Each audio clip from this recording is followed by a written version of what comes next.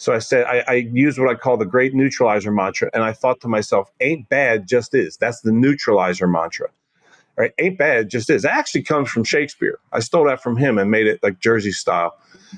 Like in Hamlet, he says, one of the lines that Hamlet says when Hamlet's in jail, thinking about his circumstance, goes, nothing good or bad happens, but thinking makes it so. I'm totally with you here. Wow. Everything you're saying, you're putting it down. I'm picking it up, and I love what you're sharing. And I'm curious with your journey and you've proven it today. I was going to ask you, prove it, and you have for half an hour. And this has been incredibly amazing, Chris.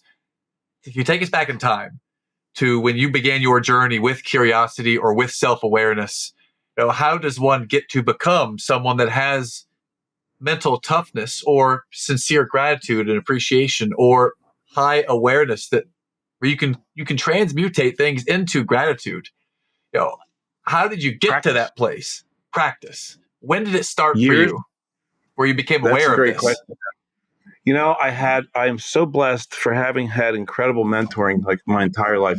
My father died when I was 9, and then I had a great mentor, father figure, role model who taught me a lot of things, including spirituality, confidence. He gave my first book he gave on spirituality. It was actually called The Mustard Seed. He gave it to me when I was 13. It's by Osho, who didn't even go by the name of Osho then. His name was Bhagwan Sri Rajneesh. He was heavy.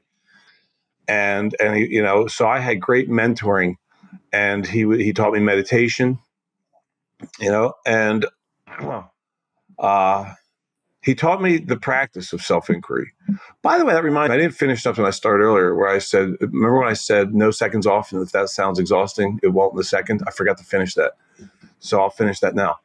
Remember I said that like people like to live in it. I'm the most mentally tough, happiest, successful people live in a state of perpetual self-inquiry, no seconds off. Yes. The reason that that's not exhausting is because what is exhausting is all the unnecessary struggle and suffering we create for ourselves with low grade thinking. That's exhausting. Yes. So if I spend all my time elevating my state, all of it, no seconds off from that, I'm creating inspiration. I'm creating lightness of being. That is not exhausting. That's invigorating.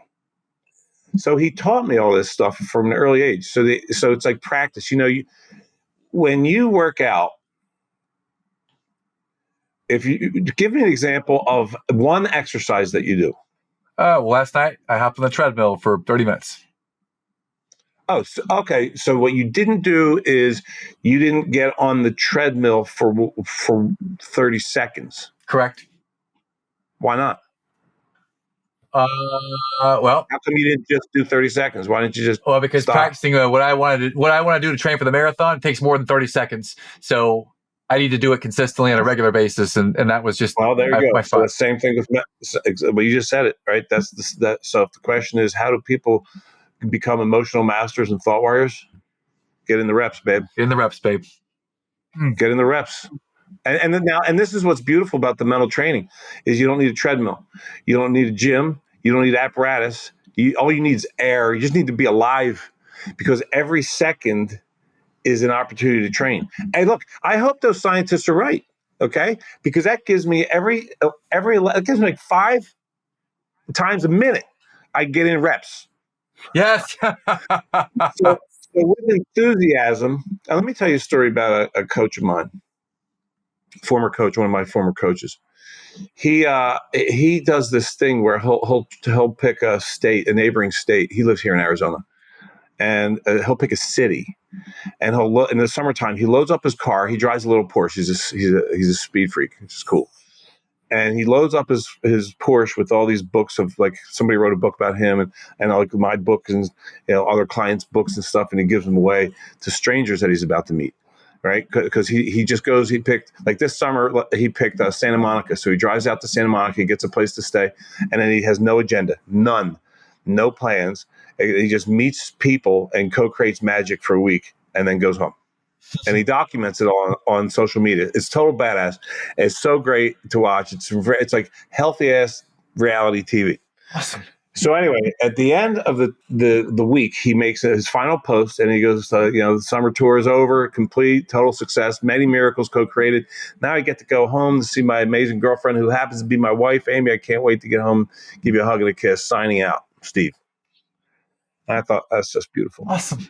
A few hours later, there's a new post, another post.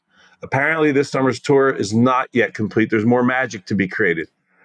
I have a flat tire in the middle of the desert in 120-degree heat with no spare. All right. Now, if you're responding, anybody is hearing that and you're going, oh, God, that sucks. Get in a rep. That's right. Say yes, it doesn't. Right. And he says, I get to make someone's day. I get to call Porsche roadside assistance, and whoever answers, I get to make their day. I wouldn't have even thought to do that if it wasn't for this flat. I love it. So he calls, and a woman answers, and he makes her day. And she's like, sir, are you on drugs? This is not a typical phone. He goes, I'm on dopamine, sister. Yes, I am. It's serotonin. You know I am. And, and she was just so joy-filled, and he made her day. And then he asked her, like, what are we going to do? And she says, well, I already dispatched Paul. He's coming out with the flatbed to pick up you and your car and take you home. And I said, that's amazing. He says, Paul, oh, my God, he's about to have the ride of his life, and he doesn't even know it yet. So he makes Paul's day. He gets 2 hours of free coaching from the ultimate coach, which is like people pay $10,000 for that. So I'm telling this story like I'm telling you now because it's so perfectly relevant to the work that I do and share with people. Absolutely. Right? The mental toughness trace. So, but I'm telling a story, and I thought to myself, am I making stuff up? Am I like embellishing for like my own convenience here? I better fact check. I know the source, so I just call him up. And I called Steve and said, hey, man, I'm telling your story. I love the story of the flat tire, but I want to make sure I'm telling it accurately. I want to make sure that I'm not making up details for convenience. And so I have 2 clarification questions for you. He said, all right, what do you got?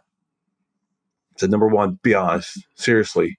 Like honest to God, how long did it take for you to get to enthusiasm after discovering that you got a flat tire 120 miles out from Phoenix in 120-degree heat with no spare? And he said, 0 seconds. I said, okay, roger that. Second and final clarification question for you, man. How were you able to do that? And his answer was years and years of practice. And that's what we're talking about here, Matt. I mean, that's what we've been talking all day is practicing, getting in the reps of upgrading my interpretations of reality. So he has arrived at a point because of years and years of daily practice with no seconds off, of catching himself when he's going dark against reality and upgrading it. Man. Of feeling crappy when you don't need to or can't even afford to. And there's nothing wrong with feeling crappy because we do it way to hell too much. And Buddha made the argument we don't need to do it at all. And I happen to be in agreement with him. Wow. So years and years of practice, right, of upgrading your interpretations. So that's the answer. And by the way, like I ain't there. I'm not there. But you know where I am? I mentioned some in our conversation today. I referenced the refrigerator breaking and steaks being ruined. Well, that's actually a real story. It happened in my world. So I had just bought all these steaks. I was going to have a party, a great like red wine steak party. Ooh. And my refrigerator broke and all the steaks were ruined. Oh. And when I discovered that, I went into a tirade. It was like me back on a golf course breaking the club. I was dropping F-bombs like nobody's business.